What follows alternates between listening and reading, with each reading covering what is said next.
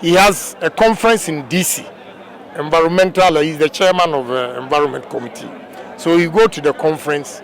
So when he comes back, so when he came back, he called me. When I was returning the call, he didn't pick. So I called Esiam and said, oh, he's at Ridge Hospital. So around 10 o'clock, we met with the wife and went there. They discharged him the following day. That day, I couldn't call. The next day I called, he didn't pick. So I went straight to the house. When I went, the way he was lying in the couch, then, okay, I met Honorable Sete Champon first. He was going. He had gone to visit him, going out. They said, okay, no, let's two of us go because Kwabena can't want it. He has to go to America. So we went. Then I told Masa, if it's money, it is not a problem. You are not poor. You better take your health seriously.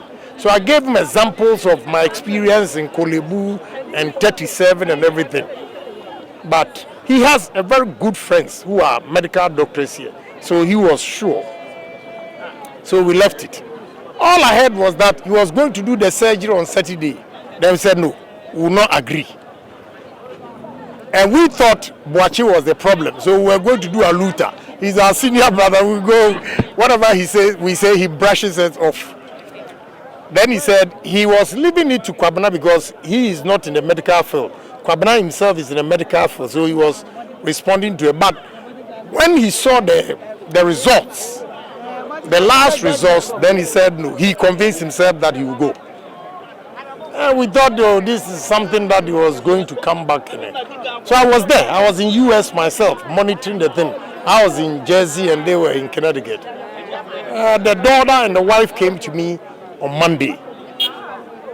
Then I got a call from another good friend of ours, Honorable Kabo. I woke up Wednesday morning and he had called about 5 times. Scratching, we are hearing bad news, so call Eva. So I tested Eva and he said, well, it's true, but the whole of last night I was with him. But I shall speak with you. Wednesday morning he's stable. I say, okay. So I was on the highway somewhere when they called me around 4 o'clock. And one of our boys was crying. But I had cushioned myself because on Monday when Eva left the place, I said, look, you are hiding something from me. Why you don't want to tell me what is going on? So when she went back to Connecticut, she tested me and said, honestly, I have to tell you the truth. Every day is a miracle. Then I panicked. I have a text message here on the 13th of November. He gave me directives to do something. I was responding. But since 13th November, he sent it on the 11th. I didn't see it, so 13th, I responded until date. He never responded. So I was suspicious.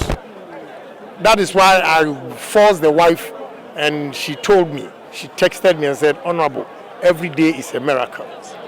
And Wednesday morning, I got a call from Kabu. He in Ghana rather had the, so I didn't believe it. Because I was speaking to her on Tuesday too. And he said, okay, if you don't believe me, let me read the text message from the wife.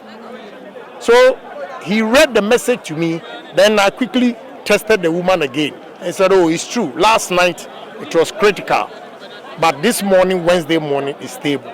Then in the afternoon around 1 something, he passed. So, you know, such is life. But I don't know, he's so careful. He does his medical checks and everything. So now I don't even know what to do.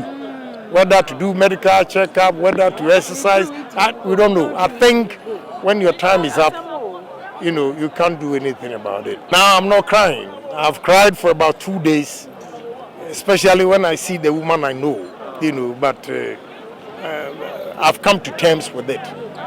We'll see that whatever he left behind, that it was not arranged properly. We know quite a few things, so I've spoken to Boachi, and me, I'm transparent. I'm not greedy for anything, so whatever I was doing with him, I'll continue to do it for the family. And